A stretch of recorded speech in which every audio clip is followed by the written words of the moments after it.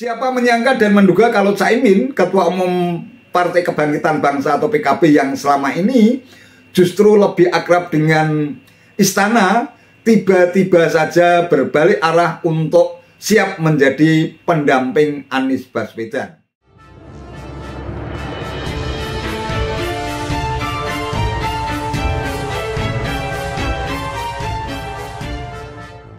Assalamualaikum warahmatullahi wabarakatuh. Salam sejahtera untuk kita semua, salam budaya. Sahabat-sahabat tercinta sebangsa dan setanah air yang sangat saya hormati, tsunami politik menghantam Koalisi Perubahan untuk Persatuan atau KPP.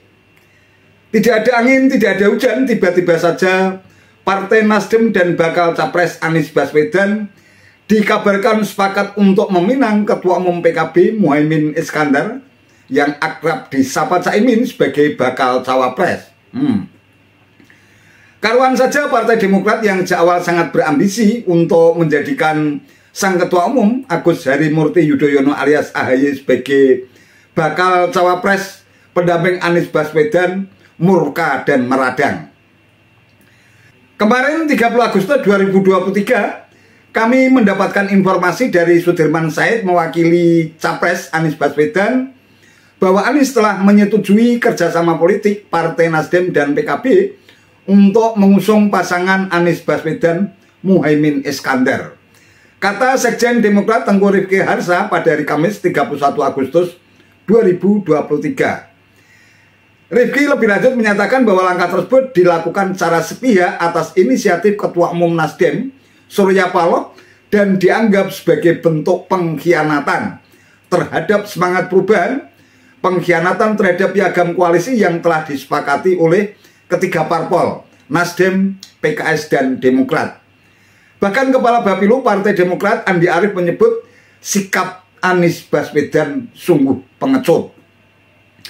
Nah, terkait kabar pengkhianatan tersebut, Partai Demokrat sontak murka dan memutuskan untuk menurunkan semua baliho bergambar pasangan Anies AHY sebagaimana disampaikan oleh anggota Majelis Tinggi Partai Demokrat Syarif Hasan. Meskipun demikian, Ketua Umum Partai Nasdem Surya Paloh tampaknya sangat menikmati dan tidak pernah menggubris sikap partai politik Partai Demokrat. Bahkan secara terang-terangan menyebut seandainya Partai Demokrat hingkang dari koalisi lain, Surya Paloh mengaku sangat menghormatinya. Sementara itu, pengamat politik Adi Prayitno menyebut bahwa wacana pasangan Anies AHY sebenarnya hanya tinggal menunggu waktu. Lantaran sudah terjadi deal-deal politik antara Nasdem dan PKB, hanya saja tidak pernah dibocorkan kepada publik. Apalagi Koalisi Perubahan selama ini memang kerap kali rentan terhadap perang terbuka kaitannya dengan soal cawapres. Dan perang terbuka pun mendidih ketika tiba-tiba saja wacana pasangan Anies Caimin mencuat ke permukaan. Hari ini bagaimana kami Partai Demokrat kaget menghadapi situasi saat ini dan juga menyesalkan sebenarnya tidak menduga bagaimana teman-teman Nasdem dan Mas Anies bisa di belakang kami bersekongkol membuat koalisi baru. Ini koalisi baru. Kenapa? Karena di surat perjanjiannya yang kami tahu itu adalah Nasdem dan PKB bersepakat mengusung Mas Anies dan Caimin. Ya, bagi kami ini tentu bagian dari pengkhianatan terhadap koalisi perubahan, karena komitmen kita kan semua setara dan sejajar, sudah ada 6 pasal di dalam koalisi itu, semua kita komunikasikan dengan baik, bukan malah bersekongkol atau diam-diam di belakang. Kita tidak mengundurkan diri, kita tidak keluar, karena jelas-jelas teman-teman Nasdem dan teman-teman PKB bersepakat sendiri, ya kan, membentuk kebersamaan dengan capresnya Anies Baswedan dan cawapresnya Muhaimin Iskandar, ya kan? Loh, mereka buat koalisi sendiri kok, jadi mereka sendiri yang membuat koalisi ini bubar. Pak Surya, ini kan responnya Demokrat nih cukup keras ya, mengatakan pengkhianat. Nah, misalnya Demokrat memilih untuk keluar dari Koalisi Perubahan, tanggapannya bagaimana? Saya hormati. Apalagi yang saya harus katakan? Kalian lihat, kira-kira model saya ini kira-kira ada bakat sebagai pengkhianat atau tidak, kan itu aja. Tapi saya hormati itu. Tapi benar Pak, seperti apa yang dibilang oleh Demokrat, tidak ada komunikasi dipaksa untuk mengiyakan apakah begitu saja. Saya kurang memahami itu betul-betul sebagai kakak bagi kalian semuanya. Kalian lihat suasana kalian ada, saya menghindar dari kalian atau tidak? Ya udah, secara psikologis saja. Apalagi pada kawan-kawan koalisi. Ya mungkin. Tetapi masalahnya, mudah-mudahan kita nggak tahu apakah ini keputusan resmi, apakah ini keputusan barangkali pribadi, terwakilin, kita belum tahu. Tapi apapun itu, keputusan itu saya hormati. Ya. Pak, dalam beberapa hari ke depan ini ada rencana untuk bertemu Demokrat Pak untuk membahas hal ini? Kalau saya nggak ada. Tidak bisa menjalin komunikasi lagi Pak dengan Demokrat atas tudingan? Komunikasi tetap harus bisa. Kalaupun nggak di dunia, di akhirat. Pak Surya ini 2024 tanpa Demokrat. Kalau Pak Surya, ini kan ada wacana PKB merapat. Nah, Pak Surya sendiri melihat ini gimana? Apakah betul dengan bergabungnya PKB ini artinya menguatkan suara Mas Anies di Jateng dan juga Jatim? Harapan kita ya, kalau memang itu memang terjadi ya demikian pasti. Mana ada harapan kita ke arah yang negatif? Harapan kita pada ke arah yang positif. Semua harapan kita pada hal-hal yang baik, yang bagus, yang positif. Ya. Tapi memang Cak Imin sendiri dipersiapkan untuk jadi cawapresnya Anies ya Pak? Saya harus jujur menyatakan nggak pernah dipersiapkan.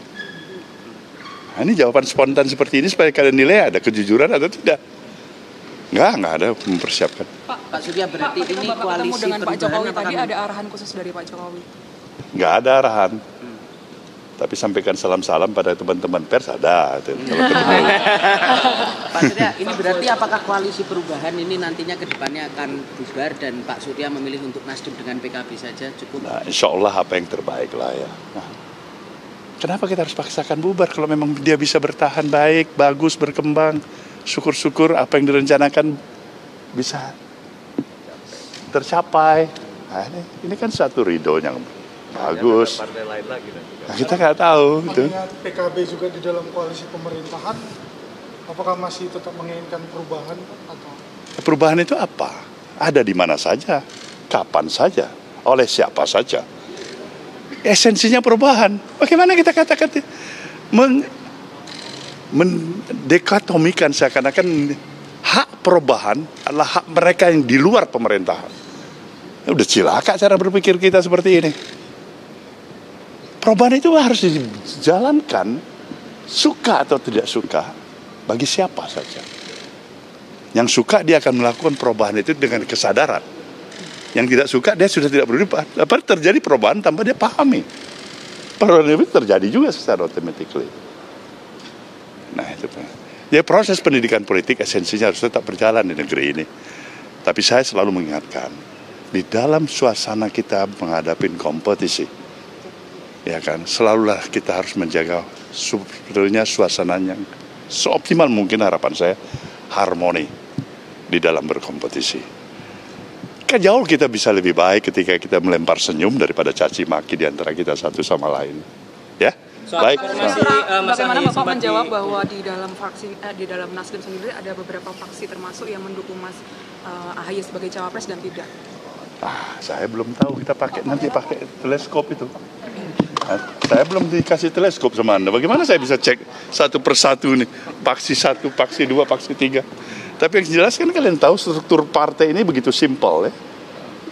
Ya kan, artinya simpel yang saya katakan kalau diperbandingkan dengan partai-partai tingkat nasional lainnya, tingkat kepengurusan juga tidak maksi sekali gitu maksudnya.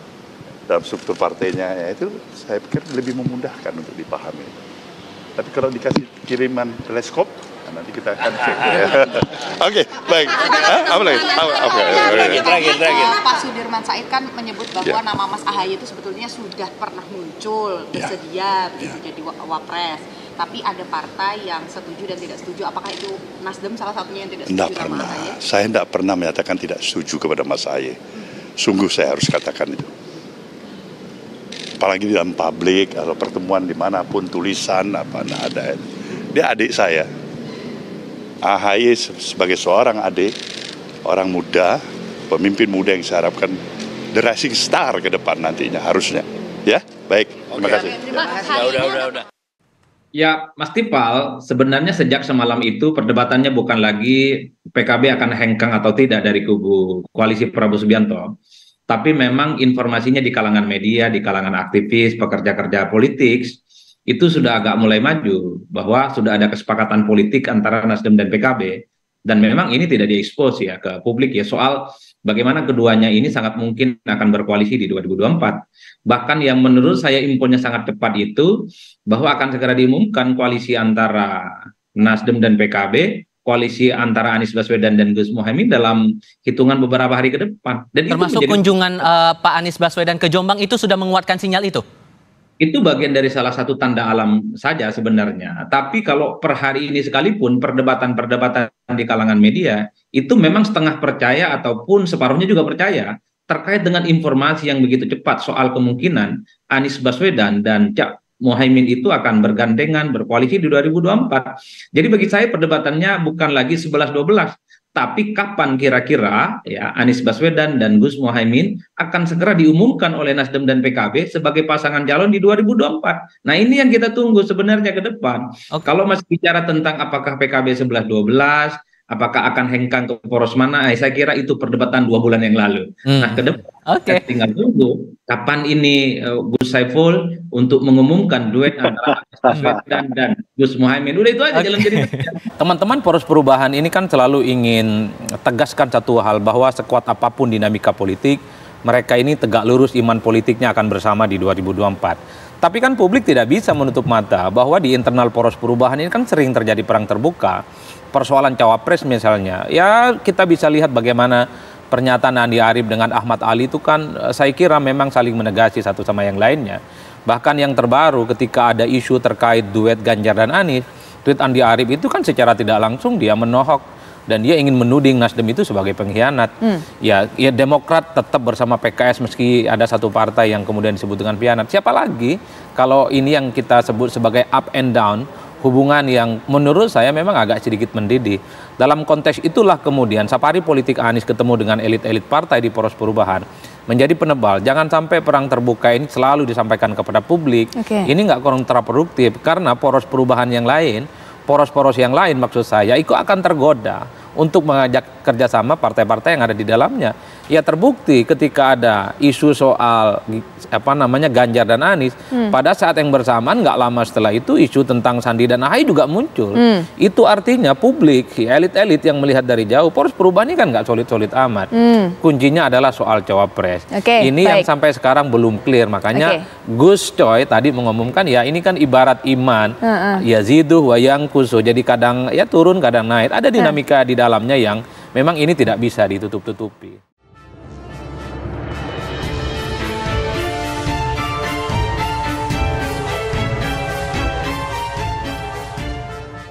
Sahabat-sahabat tercinta bangsa dan setanah air yang sangat saya hormati, mungkin memang begitulah aksioma atau rumus politik dalam jagat politik di dunia manapun termasuk Indonesia.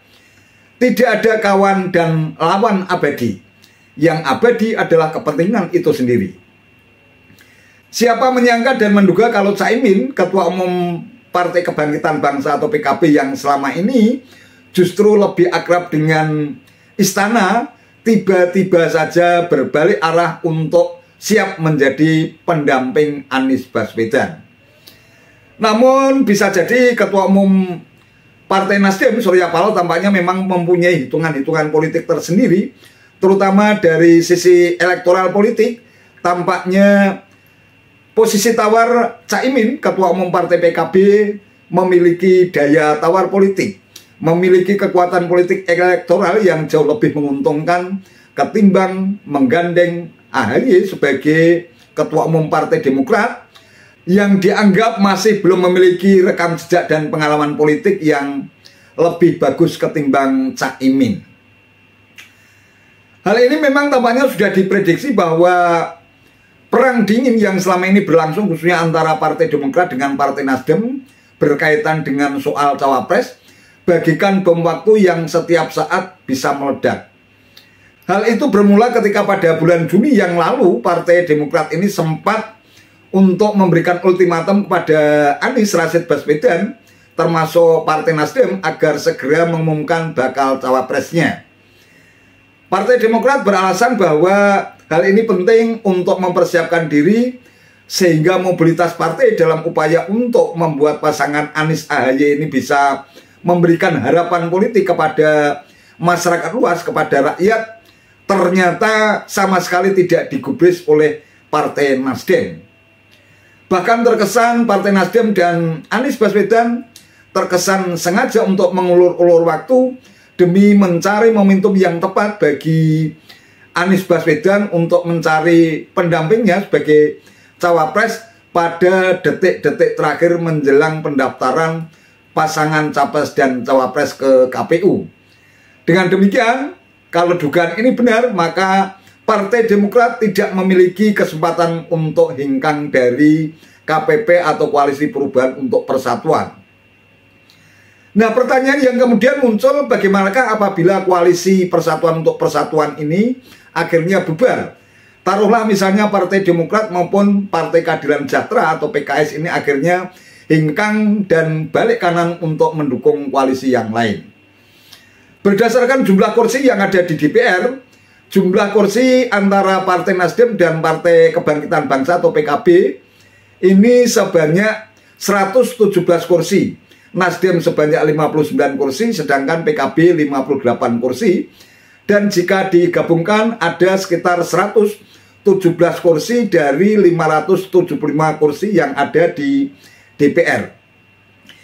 Ini artinya kalau dijumlahkan persentasinya sekitar 20,34 kursi yang menjadi modal politik bagi Nasdem dan PKB untuk bisa mengusung Anies Baswedan dan Caimin ini ke kontestasi Pilpres 2024. Nah, tampaknya hal ini akan menjadi perubahan politik yang sangat penting dan mendasar, sehingga kalau memang wacana pengusungan pasangan Anies Caimin ini akhirnya menjadi salah satu kontestan politik di Pilpres 2024, tampaknya pertarungan akan semakin seru karena akan terjadi tarik-menarik khususnya dari kalangan Nahdliyin. Ada yang sebagian mendukung